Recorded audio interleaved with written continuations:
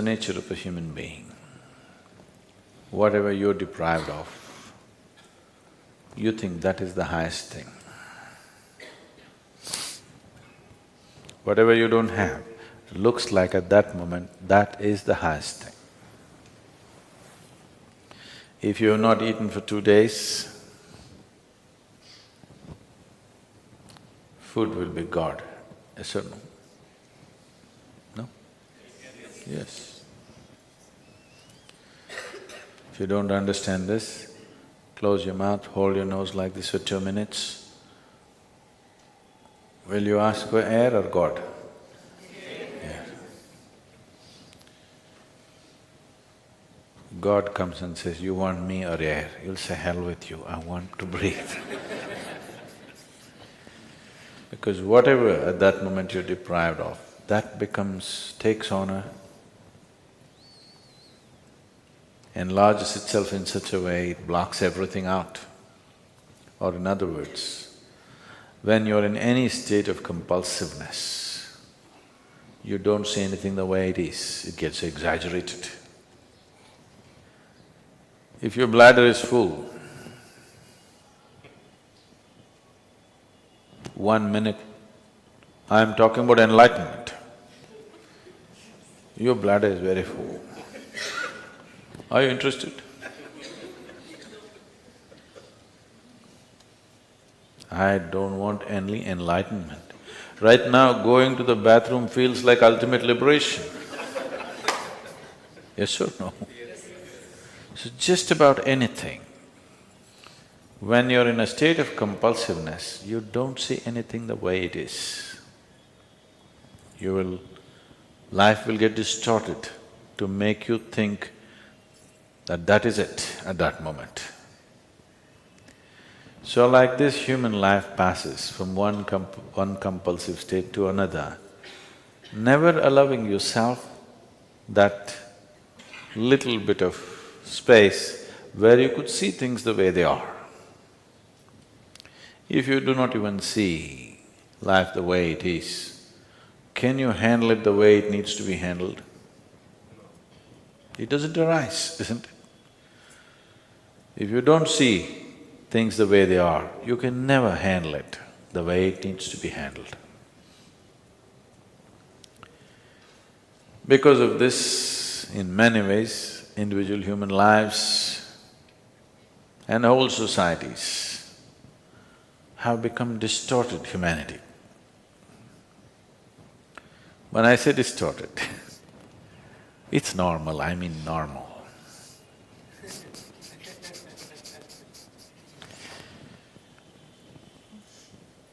I was talking to a 14, 15-year-old kids in a school, and I couldn't believe that I was talking to about 11, 12 of them, young boys and girls. And something came up and I was just asking them what are they going to do next because they were in their 10th standard or something.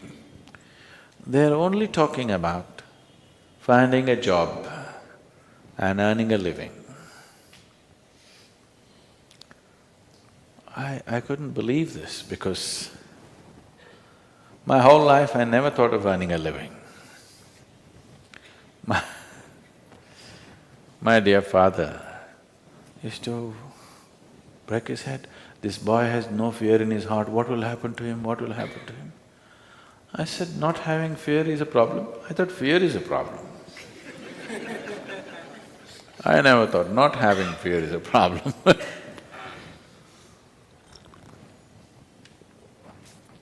So, according to the dictates of the divine, I was supposed to become a doctor because my father is a doctor. At the age of 10, I told him, no, that's one thing I'm not going to be, I'm not going to be a doctor.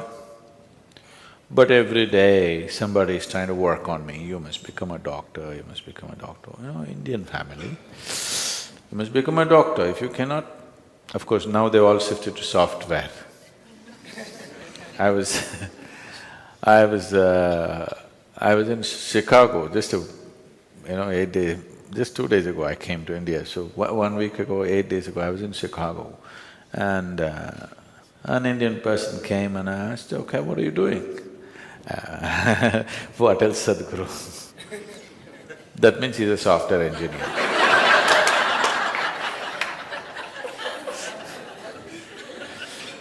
There was a time if you said what else, you were a doctor.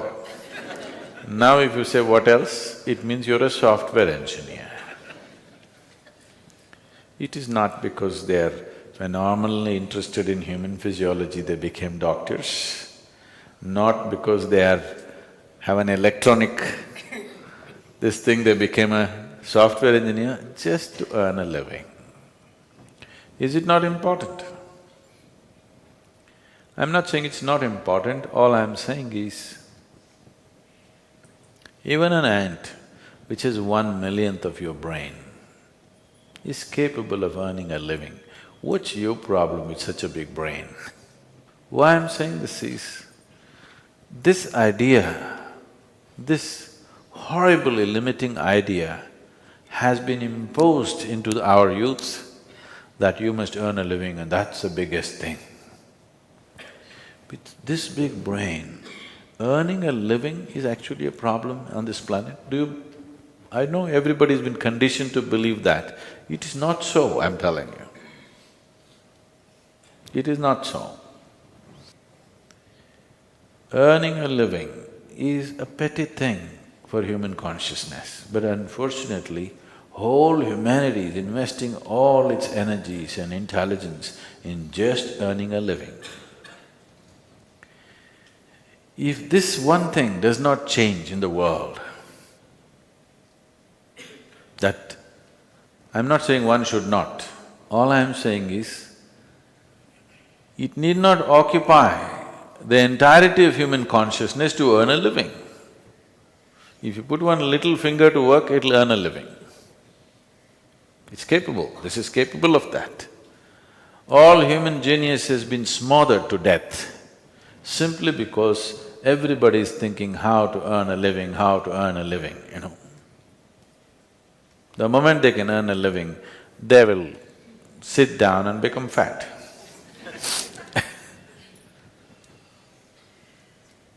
You must be saying, what can I do with this life, isn't it? Yes? You must be saying, what is the greatest thing I can do with this life? Because one day you'll fall dead, do you know? Do you know you'll fall dead one day? So before you die, whatever is the peak possibility for this life should happen, isn't it? I earn my living, I earn my living. This is a big pride. Why don't you see every insect, every worm, every bird, every animal, every creature on this planet is earning a living? What is there to be so proud of about I earn my own living? Everybody's earning their own living, isn't it? Only human beings are making a big issue out of it. Too big an issue.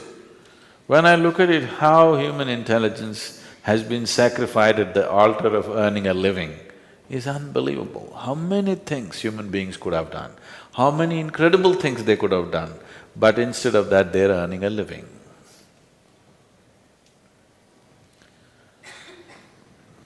So it's very, very important. I'm just thinking we should start a wave, particularly in schools and colleges, that earning a living is a damn little thing.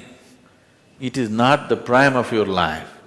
With one little finger you can earn a living. With this big brain, when an ant can earn its living, this big brain, should it struggle to earn a living? That has become a problem because you want to be like somebody else, isn't it? You want to be like somebody else, that enslaves you. And once you're into this chakra, nothing else is possible, it just keeps you going and going and going endlessly.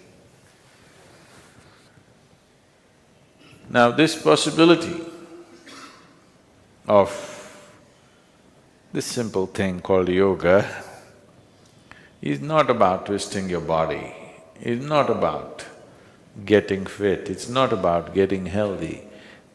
All these things nature will do for you, if only if you live in tune with it. This is about understanding the geometry of the cosmos through the geometry of your own system. I'm calling this a geometry because cosmos is a geometry, isn't it? Planet Earth is going around the sun. What is it? A diesel powered? You think a big diesel engine is pushing it? If it was, the roar of that engine would have killed us. Just the perfection of geometry, it just keeps going and going and going, isn't it? You've seen those perpetual machines? Have you seen those little ones? If you just do it like this, for years on end it's going. So this is just that, it's a perfection of geometry which keeps it going and going and going. The whole universe is geometrically perfect, that's why it stays there, otherwise it wouldn't. And if you learn to hold your body in a certain way, if the geometry of your body is in alignment with the geometry of the rest of the creation, suddenly you will find there is a rapport which will allow you can download the whole cosmos into this one. This is not a tiny little… If you simply like this, if you live, you're just a piece of flesh and bone. If you just get it right, suddenly this is something else. Probably these days, you don't have this experience anymore because you got all Tata Sky, Dishnet and all that stuff.